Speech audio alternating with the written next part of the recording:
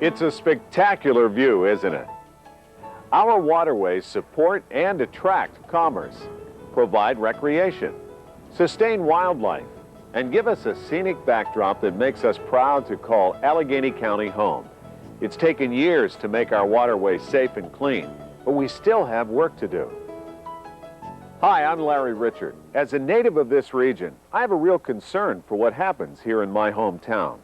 Wet weather overflows have the potential to spoil our natural resources. These overflows can occur when we get too much rain or lots of snow melting quickly. If not handled properly, these overflows can result in fines from the Environmental Protection Agency to local communities. In this video, you'll learn about the overflow problem, how it's impacting our communities, how a local program has taken the lead to find some solutions, and where you fit into the picture. To understand overflows, we have to first look at the difference between stormwater and wastewater. Then we need to learn about the system of pipes that carry it. Wastewater is any water that passes through the pipes inside our home. Stormwater is any rain or snow melt that flows outside of our home. In communities in Allegheny County, there are two types of collection systems that handle this water. The combined system, which was constructed before the 1940s, and the separate system, which was constructed after the 40s. In the combined system, one set of pipes carries stormwater and wastewater to the treatment plant. In a separate system, stormwater travels in a separate set of pipes, where it is discharged into nearby waterways. When it rains or when snow melts, extra stormwater can get into either of the systems.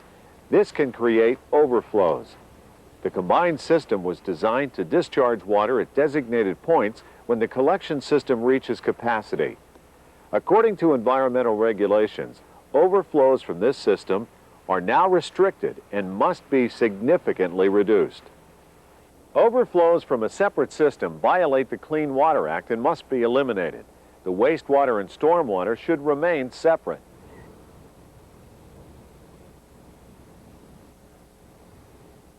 At least half of the overflows that violate EPA regulations come from inflow and infiltration problems that affect the entire system in our region.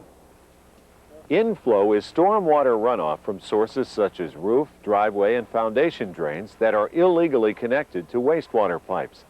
Inflow can also come from deteriorated pipes and manholes. This allows stormwater into the collection system. One house might not be more than a drop in the bucket. However, a community with thousands of homes with illegal connections can cause the bucket to overflow, allowing millions of gallons of stormwater into the system. Infiltration is water that slowly leaks into the system from pipes that are cracked and broken. The problem with deteriorated pipes is that they cause problems in wet and dry weather. In dry weather, when the water table is low, wastewater exits the pipes through the cracks and contaminates the groundwater. In wet weather, when the water table is high, groundwater enters the pipes through the cracks. The difficulty is that if we inundate our sewage treatment plants with water, with storm water, and the water gets into sewers that really should be used as a conduit only for sanitary materials, the treatment plant can't process that material rapidly enough, and it overflows in an untreated state into our water systems, into our streams, into our rivers. Those streams then have a much higher bacterial content, a viral content. The aquatic life may be endangered, may be killed. Furthermore, we take the water from those streams and from those rivers, and we process that again as drinking water.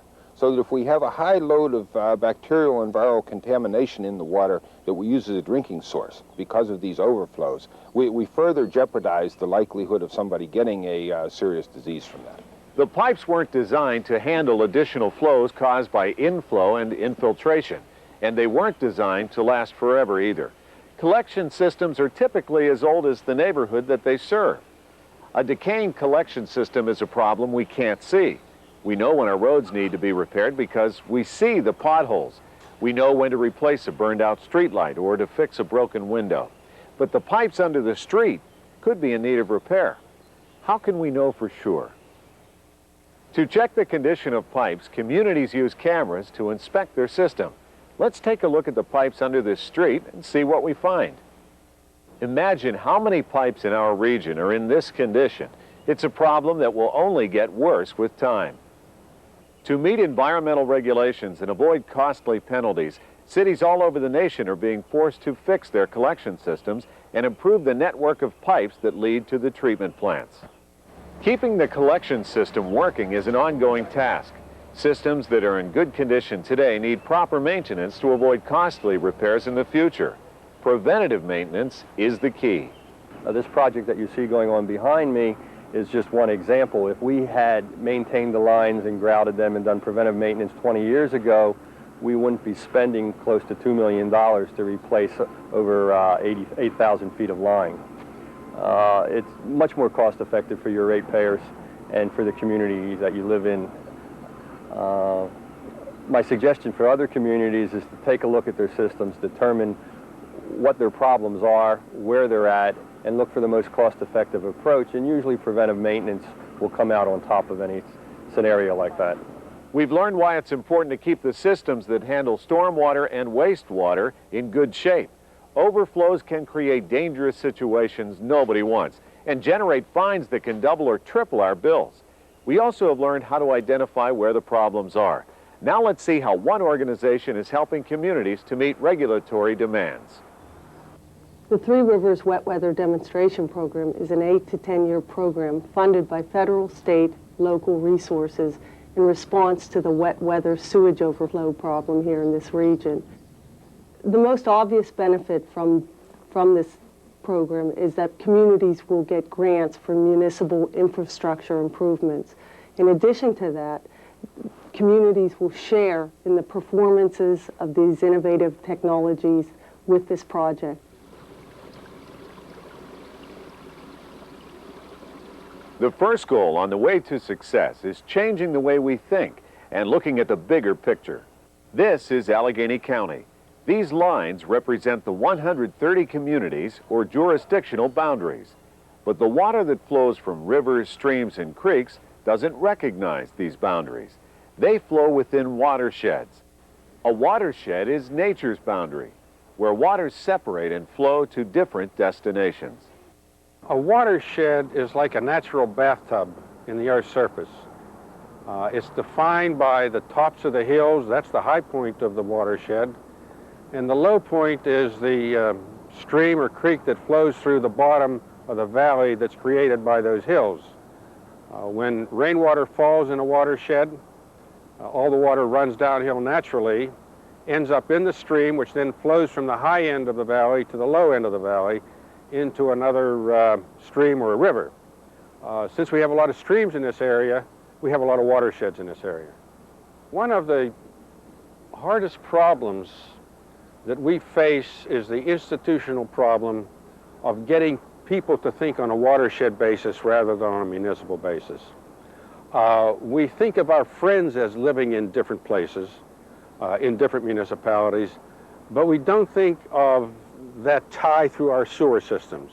We've got to be able to bring that to the attention of the general public, to the elected officials in every municipality, and hopefully through a lot of public education, we'll be able to get that kind of a groundswell going that will enable people to understand that what they do over here affects somebody over there. The second goal is technical, giving communities the tools they will need to fix their collection systems. The program sponsors workshops and seminars which bring the technology to the community. And the third goal is financial. The Three Rivers Wet Weather Demonstration Program administers grants to communities that want to demonstrate innovative and cost-effective ways to fix their collection systems. These three goals center around cooperation. Communities that cooperate together will share in the benefits of this program.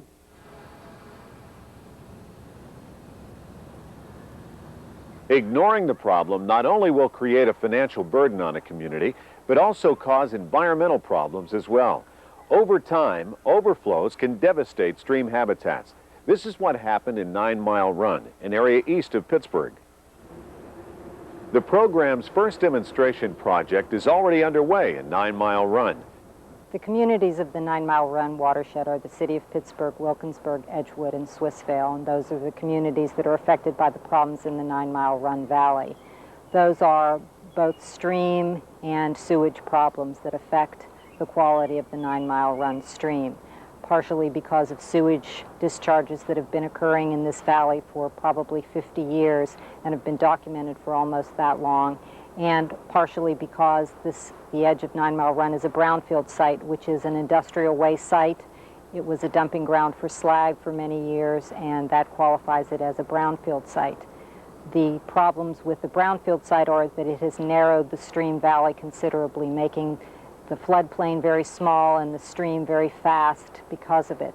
The sewage problems have been ongoing for a long time and contribute to a degradation of the water quality here. The city of Pittsburgh has a number of partners from the federal government all the way down to local advocacy groups. We are working with federal EPA and the Army Corps of Engineers on restoring the stream itself. We have worked with the state departments of environmental protection and conservation and natural resources to do assessments of this area and to decide what the problems are and how best to solve them. Locally, we've worked with Carnegie Mellon University, Penn State University, and Carnegie Museum of Natural History to do assessments and make plans about how this stream should be restored and what are the elements that need to be dealt with when. As well as, most importantly, our partners in Three Rivers Wet Weather Demonstration Program, Alcosan, and that program to develop the plan and then to implement it. It's going to take a team effort to solve this issue. Do your part to protect our waterways by following these simple guidelines. Eliminate stormwater connections. Conserve water. It's a valuable resource not to be wasted. Support the environmental efforts of your local watershed protection group. Participate in anti-litter programs. Think about what you put down your drain because it could end up in our waterways. But don't stop there. Take the time to share this information you've just seen. Urge your community leaders to join the efforts of the Three Rivers Wet Weather Demonstration Program. Together, we can make a difference. Sustaining and improving our natural resources is critical to ensuring the continued viability of this region. Your support is an investment in our region's future that will help keep these resources alive for generations to come. Thanks for watching, and remember, when it rains, it drains.